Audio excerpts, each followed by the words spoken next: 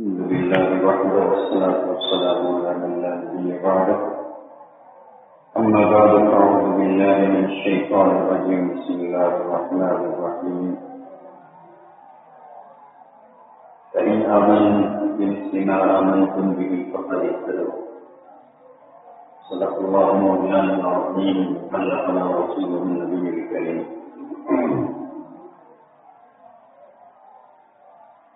حاضرین سامعین محترم،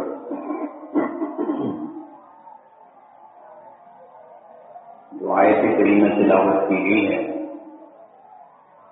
اس میں اللہ سبحانہ وتعالی نے صحابہ کرام کے ایمان کو معیاری ایمان قرار دیا. صحابہ کرام کا ایمان، ان کا کردار، ان کے اخلاق، ان کے اعمال، ان کا کردار پوری انسانیت کے لیے ایک نمونہ، وہ پوری انسانیت کے لیے ایک آئیڈیل کی حیثیت رکھتے ہیں.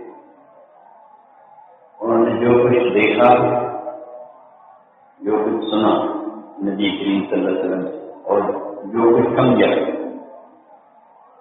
اس کے مطابق اس دین پر چلے گئے اور دین کو نافذ بھی کیا عملاً، اور یہ دکھایا کہ دین کا عملی نفاذ کیا ہوتا ہے. اس لیے ان کی شخصیت کو اور ان کے سیرت کو اور ان کے نمونے کو نظر انداز کر کے اگر کوئی شخص سمجھتا ہے کہ وہ دنیا اور آخرت میں کامیابی حاصل کر سکتا ہے تو یہ چیز ناممکن ہے. نہ اللہ کی رضا جوئی حاصل ہو سکتی ہے اور نہ دنیاوی اور اخروی کامیابی. انبیاء کرام کے بعد سب سے اشرف اور افضل جو امت ہے وہ صحابہ کرام کی. قرآن میں جو اس امت کو خیر امت کہا گیا ہے، کنتم خیر امہ، خیر امت کا بہترین مصداق اور اولین مصداق حضرات صحابہ کرام. تم بہترین امت ہو، اس امت کے بہترین افراد حضرات صحابہ کرام ہیں. اس لیے تمام امتوں میں سے انبیاء کرام کے بعد سب سے افضل ترین ہستیاں ہیں اور سب سے پہلے قرآن کے مخاطب بھی ہیں. قرآن نے ان کو خطاب کیا ہے، وہ اصحاب محمد ہیں. انہیں نبی کریم صلی اللہ علیہ وسلم کی صحبت اور رفاقت سے شرف حاصل ہوا ہے.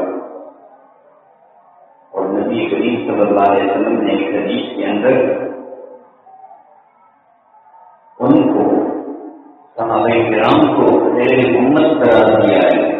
خیر امتی قرنی، بعض روایات میں خیر القرون قرنی، لیکن بعض روایات میں خیر امتی قرنی، میری امت میں سے سب سے بہترین امت جو ہے وہ میرے زمانے کی امت ہے. اب ظاہر ہے کہ کون لوگ گزرتے ہیں؟ یہ صحابہ کرام. ثم الذین یلونہم ثم الذین یلونہم، پھر جو ان کے قریب ہیں، پھر جو ان کے قریب. سب سے مقدس شخصیات پوری امت کی حضرات صحابہ کرام، پھر حضرات تابعین اور پھر حضرات تابعین. جو دین انہوں نے سمجھا وہ ہمارے لیے حجت اور وہی ہمارے لیے نمونہ ہے. دین کو پہنچا بھی ان کے ذریعے. آج جو قرآن ہمارے پاس ہے، جو حدیث ہمارے پاس ہے، سیرت طیبہ، ایک ایک چیز جس کو صحابہ کرام نے محفوظ کیا وہ انہی صحابہ کرام کے ذریعے ہم تک پہنچے گی. اللہ کی معرفت بھی ہمیں صحابہ کرام کے ذریعے حاصل ہوئی ہے، ورنہ ہم اللہ کو کیسے پہچانتے؟ پیغمبر کی معرفت کی حضرات صحابہ کرام کے ذریعے ہمیں معلوم ہوئی ہے. ہم اپنے نبی کو، ان کی عظمت کو، ان کی خصوصیات کو، فضائل اور منافق کو ہم کیسے پہچان سکتے تھے اگر صحابہ کرام ہمیں نہ بتاتے؟ پورے دین کی حفاظت حضرات صحابہ کرام نے کی ہے، اس لیے امت ان کے جن کے تناظ سے کبھی کسی کو سمجھ نہیں ہوئی۔ انہوں نے پورے دین کو نافذ کیا ہے، جو سنا اس پر عمل کیا، انفرادی زندگی میں بھی اجتماعی زندگی میں بھی۔ سیاست کیسی ہوتی ہے، منصب اقتدار کیسا ہوتا ہے، اس کے تقاضے کیا ہیں، اللہ کا ڈر و خوف کیسے ہوتا ہے، اچھے اخلاق اور اوقات کیا ہیں، انصاف کیسے قائم کیا جاتا ہے، تجارت اور کاروبار ان بنیادوں پر سوال ہوتا ہے جس سے معاشی ترقی بھی ہوتی ہے، اللہ کی رضا بھی حاصل ہوتی ہے۔ ایک ایک چیز پر عمل کر کے دکھایا حضرات صحابہ کرام۔ اسی لیے خلفائے راشدین کا جو دور ہے وہ ایک مثالی دور ہے، اس سے آگے کوئی بھی نہیں جا سکتا۔ جو چیز آئیڈیل ہوتی ہے وہ ہمیشہ آئیڈیل ہی ہوتی ہے۔ اگر ہم کہیں کہ ہم اس سے آگے بڑھ جائیں گے ممکن نہیں، کیونکہ وہ تو نمونہ ہے، اس کے مطابق چلنا ہے، ایک چیز میں نمونہ ہے۔ اگر اس کی گہرائی میں جا کر دیکھا جائے وہ نمونے جو انہوں نے قائم کیے قیامت تک کے لیے مثال ہیں اور ہماری رہنمائی کے لیے تربیت کے لیے کافی ہے۔ اسی لیے صحابہ کرام کا دین ایمان اس کو ایک معیار کے طور پر قرآن نے پیش کیا، فَإِنْ آمَنُوا بِمِثْلِ مَا آمَنْتُمْ بِهِ فَقَدِ اهْتَدَوْا۔ اگر تم ان جیسا ایمان لاؤ گے جس طرح کے یہ لوگ ایمان لائے، یعنی منافقوں کو کہا جا رہا ہے تمہارا ایمان کیا ہے، ایسا ایمان چاہیے، فَقَدِ اهْتَدَوْا، تب ہدایت پاؤ۔ گویا ایمان کے لیے بھی مہر تصدیق یہی ہے۔ جب تک کہ صحابہ کرام کی مہر اس کے اوپر نہیں لگے گی وہ ایمان معتبر نہیں، اللہ کے یہاں وہ مستند نہیں۔ اسی لیے ان کی عدالت پر، ان کی صداقت اور سچائی پر اور ان کی ثقافت پر انگلی اٹھانا جائز نہیں۔ حضرات صحابہ محدثین نے جو حدیث جمع کی ہیں اور انہوں نے ایک ایک راوی کو جانچا اور پرکھا ہے، لیکن صحابہ کرام ہر قسم کی جرح و تعظیم سے بالادب قرار دیے گئے۔ ان کی عدالت میرے بات کھائی نہیں سکتی کہ جی انہوں نے کہیں ایسا بنے کہ جھوٹ بولا ہو۔ باقی آدمیوں کے بارے میں پوری طرح بڑی جانچ پرکھ کی ہے، لیکن صحابہ کرام امت کے سب سے عادل ترین اور سچے ترین لوگ تھے، اس لیے وہ جرح و تعظیم سے بالا کر ان کے بارے میں شکوک شبہات پیدا کرنا ایسا ہی ہے گویا کہ پورے دین کو مشکوک بنا دینا، کیونکہ دین پہنچے گی اسی واسطے سے ہے۔ جب ان کی عدالت ہی مشکوک ہو جائے گی پھر تو سارا دین مشکوک ہو جائے گا، پھر قرآن پر ایمان کیسے رہے گا، حدیث پر ایمان کیسے رہے گا۔ ان کی قربانیاں ہیں دین کے لیے اور پوری ایک تاریخ کیسی کیسی قربانیاں، جانی مالی، وطن کی، خاندان کی، عزت و آبرو کی، اللہ کے دین کے لیے اور نبی کریم صلی اللہ علیہ وسلم کی محبت پر انہوں نے قربان کر دیا سب کچھ۔ ایسی مثالیں ہیں کہ پوری انسانی تاریخ میں ان کو پیش کرنا ممکن نہیں۔ یہ لوگ سب سے پہلے مومن، سب سے پہلے ایمان لائے،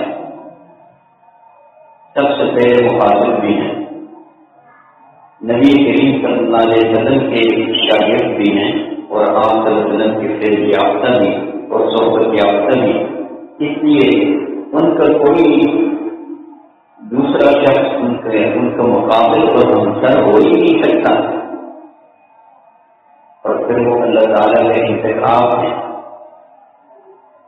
اللہ تعالیٰ کے انتخاب حضور اکرم صلی اللہ علیہ وسلم کے شایان شان ہیں۔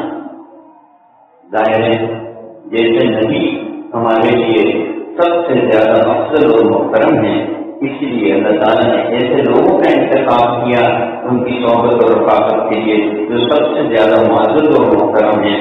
اور یہ بات خود نبی کریم صلی اللہ علیہ وسلم نے ارشاد فرمائی ہے ایک حدیث کے اندر، ان اللہ اختارنی واختارنی اصحابا فجعلنی فیہم وزراء وانصارا واصحابا، کہ اللہ تعالیٰ نے نبوت کے لیے میرا انتخاب فرمایا اور میرے لیے میرے صحابہ کو منتخب کیا۔ یعنی یہ انتخاب ہے، یہ کوئی اتفاق نہیں ہے، یہ اللہ کا خصوصی انتخاب ہے۔ اور پھر ان میں سے کچھ کو میرے لیے وزیر بنا دیا، کچھ کو میرا معاون بنا دیا، کچھ کے ساتھ میرے سسرالی رشتے قائم کر دیے، یعنی کسی کو میرا سسر بنایا، کسی کو میرا داماد بنایا۔ اب حضرات کہتے ہیں سسر ہیں حضرت ابوبکر صدیق رضی اللہ عنہ اور حضرت عمر فاروق رضی اللہ عنہ، اور حضرت عثمان غنی رضی اللہ عنہ اور حضرت علی رضی اللہ عنہ داماد نبی کریم صلی اللہ علیہ وسلم۔ یہ شرف اور فضیلت ہے جو ان حضرات کو حاصل ہے، لیکن آپ صلی اللہ علیہ وسلم سب صحابہ کرام کے بارے میں فرما رہے ہیں کہ اللہ نے ان کا انتخاب فرمایا ہے میرے لیے، یہ کوئی میرا انتخاب نہیں ہے، نہ کوئی اتفاق سے یہ لوگ پیدا ہو گئے۔ دنیا کے جو کامیاب ترین انقلاب ہیں ان میں سے ایک انقلاب نبی کریم صلی اللہ علیہ وسلم کا لایا ہوا انقلاب ہے، جس کو دنیا اپنے اور بیگانے سب تسلیم کرتے ہیں۔ اب یہ کامیابی اس انقلاب کن لوگوں کے ذریعے ہوئی؟ اگر کوئی شخص یہ سمجھے کہ سب لوگ نعوذ باللہ بدراؤ اور گمراہ ہو گئے تھے، اس طرح کی بات گمراہ لوگ اس طرح کی بات کرتے ہیں، یہ انقلاب کہاں سے آ گیا جس نے پوری دنیا کو تبدیل کر دیا، فکری اعتبار سے، اعتقادی نظریاتی اعتبار سے، عملی اعتبار سے، ہر طریقے سے۔ اس لیے ان کے اوپر نقد کرنا، تنقید کرنا، جرح کرنا اور انہیں کام تشنیع کا نشانہ بنانا کسی صورت میں جائز نہیں ہے، اور یہ چیزیں ایمان کے منافی ہیں۔ قرآن حکیم نے سب صحابہ کرام کی فضیلت کو بیان کیا ہے، والسابقون الاولون من المہاجرین والانصار والذین اتبعوہم بإحسان رضی اللہ عنہم ورضوا عنہ، بلا استثناء سب کے بارے میں فیصلہ کر دیا۔ مہاجرین اور انصار میں سے جنہوں نے اسلام لانے میں سبقت اختیار کی، اس میں سب مہاجرین اور انصار کو اٹھا گئے، اور پھر اس کے بعد جنہوں نے احسان کے ساتھ ان کی پیروی کی، سب کے بارے میں اللہ کی طرف سے یہ سند جاری ہو گئی، اللہ ان سے راضی ہوا اور وہ اللہ سے راضی ہوئے۔ اور نبی کریم صلی اللہ علیہ وسلم نے خاص طور پر انصار کے بارے میں یہ بات فرمائی، آیت الایمان حب الانصار و آیت النفاق بغض الانصار۔ انصار کے ساتھ محبت کرنا یہ ایمان کی علامت ہے، اور انصار کے ساتھ بغض رکھنا یہ انصار کی یہ نفاق کی علامت ہے، ان کے ساتھ بغض اور دشمنی رکھنا، یعنی ایمان کی علامت ہے صحابہ کرام سے محبت، اور یہ نفاق کی علامت ہے ان سے بغض رکھنا۔ یہ نبی کریم صلی اللہ علیہ وسلم نے بیان فرمایا۔ یہاں انصار کا ذکر کیوں ہے، یعنی مہاجرین کا ذکر کیوں نہیں؟ ظاہر مہاجرین کی قربانیاں زیادہ تھی، وہ تو سب سے پہلے ایمان لائے تھے، انہوں نے تو اپنے وطن کو سب کچھ چھوڑ دیا تھا، ان کی فضیلت کو تو سب جانتے تھے۔ اس لیے اگر انصار کی فضیلت بیان کی گئی ہے اور ان کے ساتھ محبت کو ایمان کی علامت قرار دیا ہے، تو مہاجرین کے ساتھ محبت تو بدرجہ اولا ایمان کی علامت ہے۔ حضرت علی رضی اللہ عنہ جو خلفائے راشدین میں سے بھی ہیں، داماد رسول بھی ہیں، وہ اپنے حامیوں کے بارے میں نہج البلاغہ میں کیا فرماتے ہیں، یہ بات قابل غور ہے، اور یہ ان لوگوں کو فرما رہے ہیں جو اپنے آپ کو شیعان علی کہتے تھے، کہ ہم ان کی جماعت میں سے ہیں، وہ ظاہر ہے ان کی محبت میں عقیدت میں غلوب بھی کرتے تھے، اس لیے ان کو تنبیہ کرتے ہوئے یہ بات فرما رہے ہیں۔ اور یہ وہ کتاب ہے جو ان کے حضرات کی مسند ترین کتاب ہے، نہج البلاغہ، جو ان کے خطبات سے مجموعہ ہے۔ اس میں وہ کیا فرما رہے ہیں، یہ بات قابل غور ہے۔ وہ فرماتے ہیں کہ میں نے محمد صلی اللہ علیہ وسلم کے اصحاب کو اپنی آنکھوں سے دیکھا ہے، اور تم میں سے کوئی بھی ایک بھی ایسا نہیں ہے جو ان جیسا ہو۔ ظاہر کی بات کو کیوں کر رہے ہیں؟ اسی صورت میں کر رہے ہیں کہ انہوں نے کچھ غلط باتیں سنی ہوں گی جو اگر علی رضی اللہ عنہ سے بعض امور میں اختلاف رکھنے والوں کے حوالے سے انہوں نے کی ہوں گی، ان کی تنبیہ فرما رہے ہیں کہ تم میں سے کوئی ایک شخص بھی ایسا نہیں ہے جو ان جیسا ہو، حضرات صحابہ کرام جیسا۔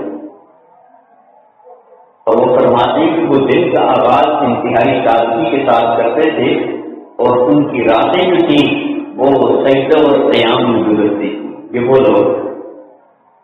اور پھر وہ دل کو بھی اللہ کے حضور سر پر سجود ہوتے تھے، گریہ گزاری کرتے تھے انتہائی عاجزی کے ساتھ، انتہائی انکساری کے ساتھ، حتیٰ کہ ان کی پیشانیوں کے اوپر ان سجدوں کے نشانات موجود تھے۔ اور وہ فرماتے ہیں کہ ان میں آخرت کی اتنی زیادہ فکر تھی جیسے وہ دنیا کے اندر انگاروں کے اوپر کھڑے ہوں۔ آدمی کو چین نہیں آتا، آدمی پریشان ہو جاتا ہے۔ یعنی دنیا میں اس طرح ان کی ایک اضطرابی حالت ہوتی تھی، کیونکہ آخرت کا ڈر اور خوف تھا ان کے دلوں میں، اللہ نے اتنا ان کے دلوں میں پیدا کر دیا تھا۔ اور فرماتے ہیں کہ جب بھی اللہ کا ذکر کیا جاتا تو ان کی آنکھوں سے آنسو جاری ہو جاتے تھے، حتیٰ کہ ان کے گریبان بھیگ جاتے تھے۔ یعنی تم کن لوگوں کے بارے میں ایسی باتیں کر رہے ہو؟ یہ سمجھا رہے ہیں حضرت علی رضی اللہ عنہ ان لوگوں کو جو شیعان علی کا دعویٰ کرتے ہیں۔ یہ بات بھی ہمیں معلوم ہونی چاہیے کہ سب صحابہ کرام یکساں نہیں ہیں، درجات اور مراتب کا فرق ہے، بالکل اسی طرح جس طرح انبیاء کرام کے اندر درجات اور مراتب کا فرق ہے۔ اسی لیے السابقون الاولون کا ذکر ہے، اور پھر اس کے بعد والذین اتبعوہم بإحسان کا ذکر۔ ان خلفاء راشدین کا مقام سب سے بڑا ہوا اپنی جامعیت، اپنی خصوصیات کی وجہ سے، پھر ان میں بھی اپنے اپنے درجات۔ اسی طرح حضرات عشرہ مبشرہ ہیں جن کو جنت کی بشارت اور خوشخبری نبی کریم صلی اللہ علیہ وسلم نے سنائی۔ حضرات اہل بیت ہیں جن کو خصوصی مقام اور مرتبہ بیان کیا گیا، نبی کریم صلی اللہ علیہ وسلم نے بیان فرمایا ہے، اور جن کے حوالے سے انشاءاللہ پھر بات ہوگی۔ وہ حضرات ہیں جنہوں نے بیت کی اپنی جان کی، بیت رضوان، جس کا ذکر سورہ فتح میں ہے، الذین یبایعونک انما یبایعون اللہ، جو آپ کے ہاتھ سے بیت کر رہے ہیں وہ اللہ کے ہاتھ سے گویا بیت کر رہے ہیں اپنی جانوں کو قربانی دینے کے لیے۔ اسی طرح اصحاب بدر ہیں جو بدر میں شریک ہوئے، ان کی فضیلت ہے۔ اور ہر صحابی کا اپنا اپنا مرتبہ اور مقام ہے، اور پھر جزوی فضائل ہیں، ہر صحابی کی اپنی اپنی کچھ خصوصیات ہیں۔ تو یہ درجات اور تفاوت ان کے یہاں موجود، لیکن کسی صحابی کے بارے میں بغض رکھنا، عداوت رکھنا، دل میں خدورت رکھنا کسی کی صورت میں جائز نہیں ہے۔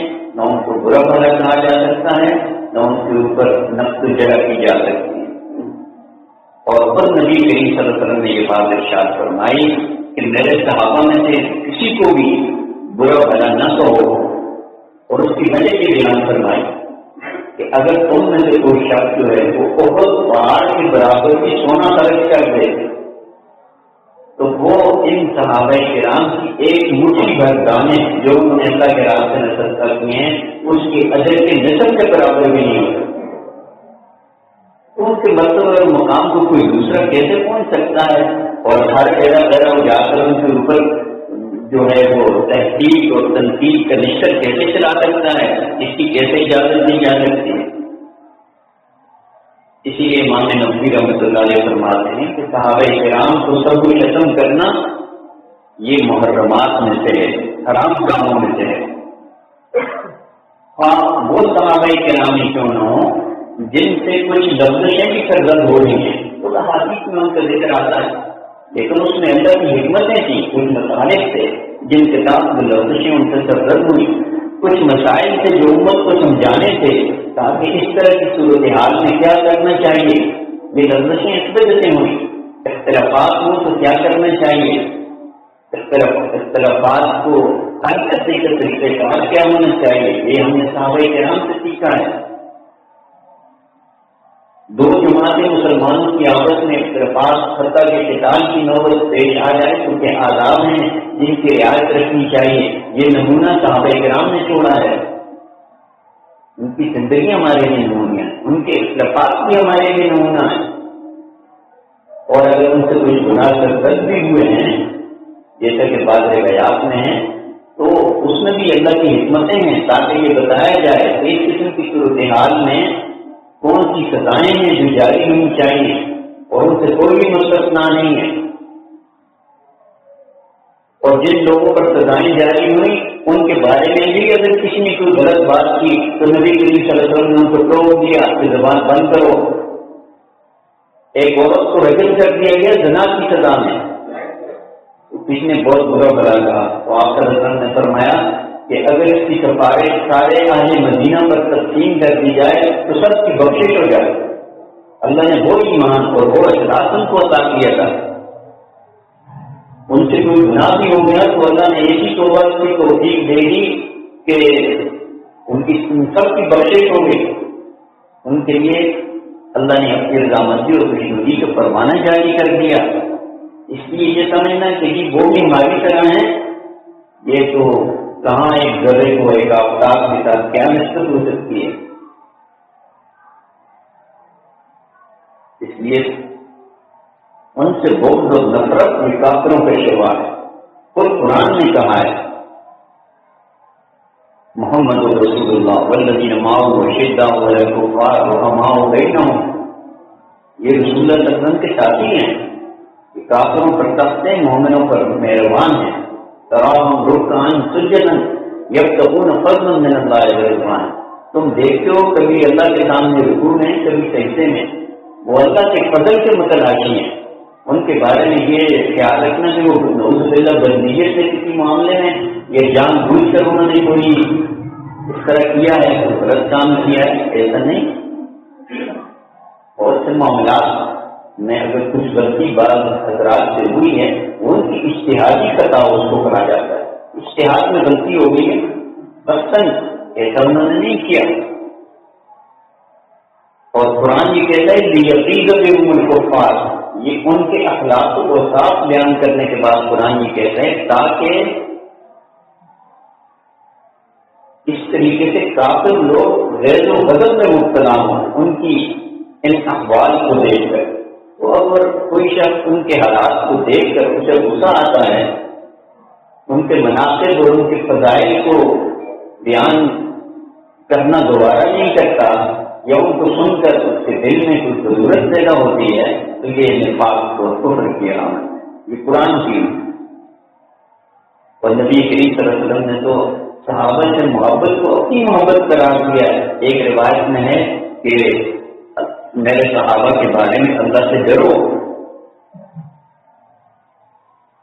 اللہ کی اصحابی لا تتخذوهم من بعدی غرضا، انہیں تنقید کا ہدف نہ بنانا۔ فمن احبهم فبحبی احبهم، جس نے ان سے محبت کی اس نے میری وجہ سے ان سے محبت کی۔ ظاہر صحابہ سے محبت حضور کی نسبت ہے۔ ومن ابغضهم فببغضی ابغضهم، جس نے ان سے نفرت کی اس نے میری وجہ سے ان سے نفرت کی، ان سے نفرت حضور سے نعوذ باللہ نفرت۔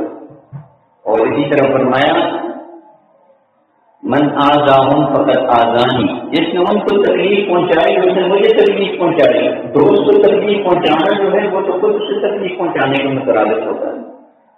اور یہ بھی فرمایا من آذانی فقد آذانا، جس نے مجھے تکلیف پہنچائی اس نے اللہ کو تکلیف پہنچائی، یعنی اس سے تکلیف پہنچانے کی کوشش کی اللہ کو۔ اور فرمایا من آذ اللہ فقد اوشک ان یأخذہ، جس نے اللہ کو تکلیف پہنچانے کی کوشش کی تو اللہ جلدی اس کو اپنی گرفت میں لے لے گا۔ یہ ڈرنا چاہیے اور اس قسم کی چیزوں میں نہ بحثوں میں وہ دینا چاہیے حضرات صحابہ کرام کے حوالے سے، نہ ان کو کے بارے میں بغض اور نفرت دل میں پیدا ہونی چاہیے، بلکہ محبت پیدا ہونی چاہیے جو کہ ایمان کی علامت ہے۔ اور حضرت عبداللہ بن مسعود رضی اللہ عنہ نے جو خراج عقیدت حضرات صحابہ کرام کو پیش کیا ہے، میرا خیال یہ کہ شاید ہی اس سے بہتر خراج عقیدت کوئی دوسرا شخص پیش کر سکے۔ چند الفاظ کے اندر انہوں نے پورا ایک سمندر ہے جو انہوں نے ایک پورے کے اندر بند کر دیا۔ وہ کیا فرماتے ہیں، اس پر اپنی بات کو ختم کرتا ہوں۔ فرماتے ہیں اولئک اصحاب محمد صلی اللہ علیہ وسلم، یہ نبی کریم صلی اللہ علیہ وسلم کے ساتھی ہیں۔ کانوا افضل هذه الامہ، یہ امت میں سے افضل ترین لوگ ہیں۔ وابرھا قلوبا، سب سے پاکیزہ دل والے ہیں۔ واعمقھا علما، سب سے زیادہ گہرے علم والے ہیں۔ واقلھا تکلفا، اور سب سے کم تکلف کرنے والے ہیں، ان کی زندگیوں میں کوئی تصنع اور بناوٹ نہیں ہے۔ اختارهم اللہ لصحبۃ نبیہ، اللہ نے ان کو اپنے نبی کی صحبت کے لیے منتخب فرمایا۔ وَلِإِقَامَةِ دِینِهِ، اور اپنے دین کو قائم کرنے کے لیے اللہ نے ان کا انتخاب فرمایا۔ فَاعْرِفُوا لَهُمْ فَضْلَهُمْ وَاتَّبِعُوا عَلَىٰ أَصْلِهِمْ، ان کی فضیلت اور مرتبے کو پہچانو اور ان کے نقش قدم کی اتباع کرو۔